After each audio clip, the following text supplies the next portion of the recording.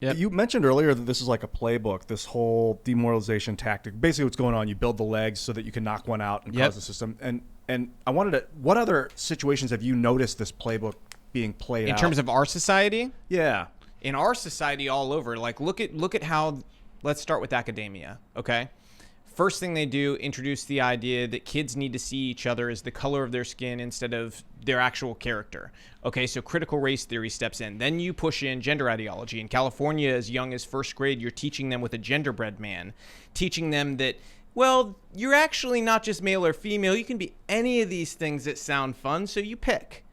And that's something that the parent actually has no right to opt their child out of now in California. Okay, it used to be in California you could opt out. When we lived there, my son at 5 years old had 2 children in his class come out as trans kids. Okay? 5 years old. My son wanted to be a hot dog. I told Lydia that. he wanted to be a hot dog. And what they're doing is they're creating paths of division. Exactly. And so everything becomes divided entirely. My older daughter in California, at her school, they had a guy come in and tell everybody they have white privilege and tell the white kids they shouldn't sit together unless they have a minority at the table because it could make minorities feel like they're not invited. Okay? Again, teaching the kids see each other as different by these exterior characteristics, not internal. So that's what matters. It's going back to segregation or racism in a whole weird, different, regressive way. But all of this is built to weaken society. And then same thing with just the messaging about family, that a family no longer is this unit, that it can be anything. You can just make up whatever you want, and it is whatever it is. You can call yourself a dad no matter what you are. It doesn't matter. Nothing has a real definition. There's no shared language. Language is the next one. We can't even agree on language, the definition of what things mean. We were just talking about that before the show, that there's all these words somebody could use without even knowing they're using a word that offends somebody because the language keeps changing. They change the language intentionally so that we can't communicate effectively because shared languages is the key to us having a cultural sort of peace it's really amongst simple. each other. Divide and conquer. Yeah. And this goes across everything. Look at entertainment. In entertainment, here's another thing. 15 years, 20 years of subtly giving impressions to little kids, teenagers, and adults where along the way you teach them things and you do it really subtly over the course of their life. So I can give you an example of really recent history, like the recent Scooby-Doo movie. They give multiple impressions to Ruth Bader Ginsburg being a hero of women's rights. Then they go to talking about, in Scooby-Doo. Which one? Then they talk, the most recent one. And then they talk about Tinder in it. Okay, and then they talk about toxic masculinity. Those are the 3 things they hit in that movie that are subtle points for a kid to bring in. These impressions are in everything a kid consumes. And coming from Hollywood, I'm totally acutely aware of all of this. They do this throughout their life. And then what happens at school, their professors, their teachers who are remarkably on the left, they reinforce those values that entertainment is giving them. A lot of those, if your family tends to have somewhat conservative values, even if you're like a blue dog Democrat, their kids then push back against those values and think your values are inherently wrong. There's something wrong with them because everything I watch and everything at school tells me that this is bad. Again, dividing families, dividing our culture, and the sort of ability to have peace amongst each other. Quite a bit the opposite of Judeo-Christian values, notably like honor thy father and thy mother. Exactly. Now it's your mom is dumb and your parents are racist and don't tell them I told you, otherwise they'll say racist things and try to trick you. And parents are putting their kids in these schools. Stop sending your kids to these places, man. Yep. It goes both ways too, in entertainment too, and school. Stop giving money to people who hate you. If they hate you, don't give them your money. It's one of the biggest mistakes people make. You can't be a lazy person right now. You have to stand up for what you believe in. And if a company comes out, some woke corporation, they say X is racist or this is bad, and they come out and they take social positions they know nothing about, then divorce from them. Yep. Get a divorce with your TV, divorce Netflix, whatever it is in your life where this happens, or it's a university your kid goes to. Same thing. Take them out, pull them out, go to a different school. What are some examples, historically, where countries have gone through this? China went through a color revolution. Cuba went through it. Venezuela went through this. I mean, pretty much you can go through the playbook of all these countries who eventually turned to, left-wing dictatorships, whether they be socialist in the beginning or communist. They all pretty much went through this. It was a cultural revolution that kicked it off. And they hit all of those pillars of culture: entertainment, academia, and, our news media. Those are the places that they weaken first, because those control perception, and perception is reality for too many people.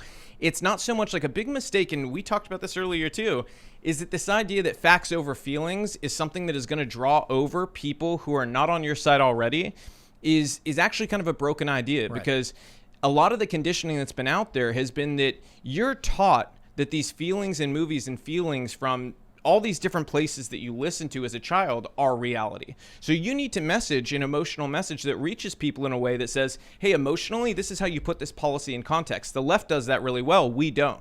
There's one thing, however, that's very different for the United States than many of these other countries. We have gun culture.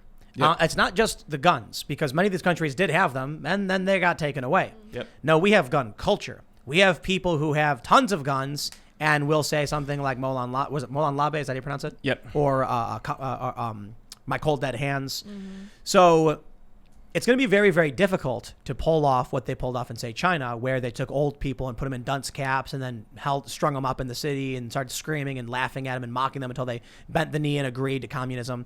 Because you're going to get some old fat trucker guy who's going to be like, I don't care. He's going to pull out a gun and be like, get away from me. It makes me think that it's happened historically, like throughout millennia, that the founding fathers saw that and were like, we need to enshrine a couple of basics so that we can circumvent or at least resist when this starts to happen. There were some founding fathers that didn't want a Bill of Rights, and there were some that were like, we don't want the federal government to have too much power. So we need a list. I think there was originally 17, and they condensed them, got rid of some. And now we had 10. And the right to keep and bear arms shall not be infringed. But hey, they're infringing quite a bit, ain't they? Every single day they're infringing more and more and more. And they're messaging. Why are they messaging so hard on gun control? It's because they're fully aware that that's the one element that's a wild card in America versus all these other places this has happened. The more they can clamp down on that and narrow the culture, that's why a registry is very important too. Having a registry that says exactly what people have, where they have it, that's important to them, because that would be really essential if you actually went all the way with this. But that search for control, that's the wild card, is people having guns here. And it's something I tell people all the time is like, these people who have been overtaken in these other countries and who have died or gone to gulags, they wish they had had guns when people came to their house. Don't give up your guns. Whatever you do, whatever you think, whatever time you think it is right now in America, don't give up your guns. Hitler, I think, established a national registry, didn't he, for the guns? He did, and he did take guns. There was confiscation in Jewish areas. So he did the same thing. Castro took guns. I mean, this is an ongoing thing, you know. And of course, they always talk about safety. Right. For safety and for the community to be more just and more happy. You know, they go with all the same stuff that they push now, just we do it in a lot prettier way in modern times. You know, they do flashy ads and emotional pleas that, well, this kills kids. What's amazing, and I always ask people about this, is why have you never heard them talk about handgun control when that's the majority of the deaths from guns come from handguns? They don't start there because they know that's not happening. They know that's not the first step. It's kind of what you said. It's incrementalism. Let's start with the gun that looks scary, even though knives and stabbings kill 4 times as many people as AR-15s. Let's start there because it looks scary. So that's the incremental first step. And one of the challenges is that the gun control people are really dumb, and a lot of them are like lemmings. You know, you ever play the game Lemmings where they just like walk and follow each other? Yeah. Because you'll hear a lot of the same things from the same people that make no sense. Mm-hmm. They'll be like, no self-respecting hunt or whatever use an assault weapon. And then the first question is like, okay, first of all, what does it have to do with the Second Amendment? I thought that was about it. It didn't say deer hunting being necessary to protect a free state, the right to keep and bear arms shall not be infringed. It said, you know, a well-regulated militia, the right of the people to keep and bear arms. So I don't know where hunting comes from. Then they say assault weapon. What is an assault weapon? In their mind, it has to look scary. Mm-hmm. Look scary means assault weapon. Okay. Yeah, and you'll say like, are you talking specifically about like a carbine with like a folding stock or something? Like, what is it a reference? And they'll say, yeah, that. Okay, well, what is it? They won't know.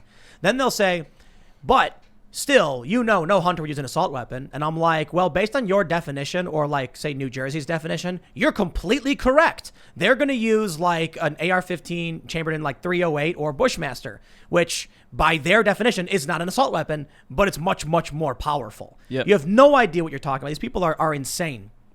It's because at the end of the day, it has nothing to do with actually preventing gun crime. It has to do with the slow incremental push to take guns out of people's hands. And it's not the criminals they want to take the hands out of because they're not worried about them pushing back against the tyrannical government. The crime is good. They love that part. Crime is a destabilizing factor here. What have they done? And there's another question people should ask themselves if they're curious, about gun control and they haven't really decided where they are, is ask yourself, what was the last push Democrats made to get rid of illegal guns in cities, in places like Chicago or Baltimore or Memphis? When was the last time they did that? And there hasn't been this big push to get rid of illegal guns who are on the street because of gangs. What's an illegal gun?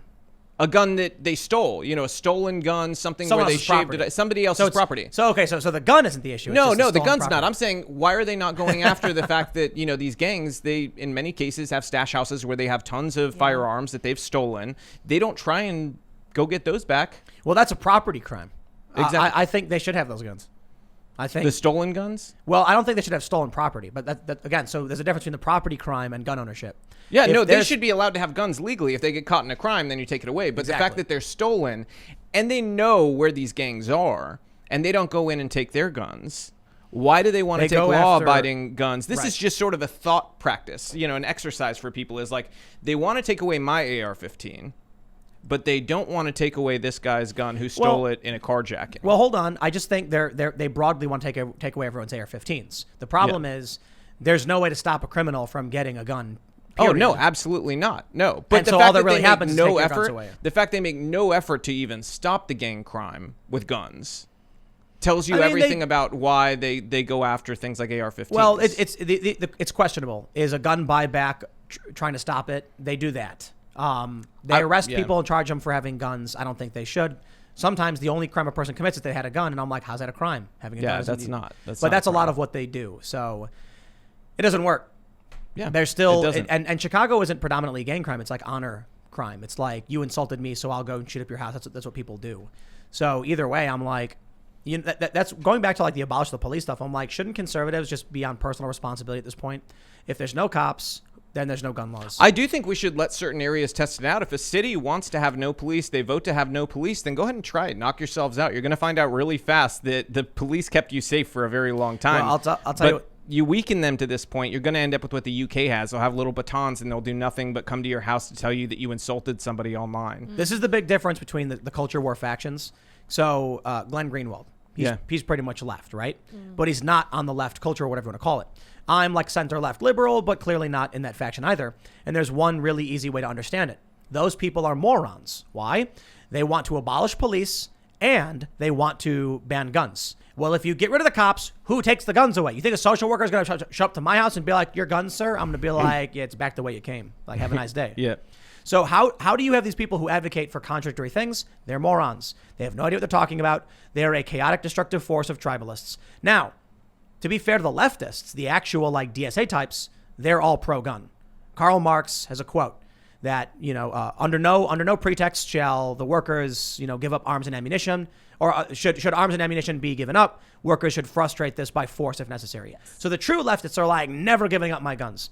But the problem is those people fall in line with Joe Biden and the Democrats because they're easily convinced by the establishment it's the left, or at least left enough. I also don't think they want us to have guns. That's the other part of it. Like they're not going to go fight for us to have a right to have a gun because at the end of the day, they want them to have the guns. The Gravel Institute tweeted that what happened on January 6th was the right thing to do, but by the wrong people.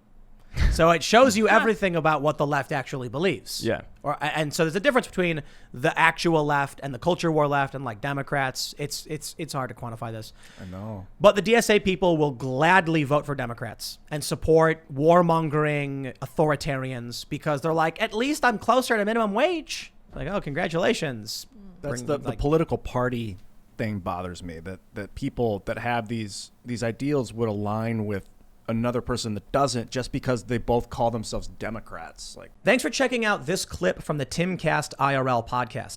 If you want to see the full show, come back to this channel, youtube.com/TimcastIRL, Monday through Friday at 8 p.m., where you can leave comments and super chat, and we actually will read your comments on the show. Don't forget to like, share, subscribe, and if you want exclusive members-only content, segments you can't get anywhere else, go to timcast.com, become a member, and we even have full bonus episodes. Thanks for hanging out, and we'll see you all next time.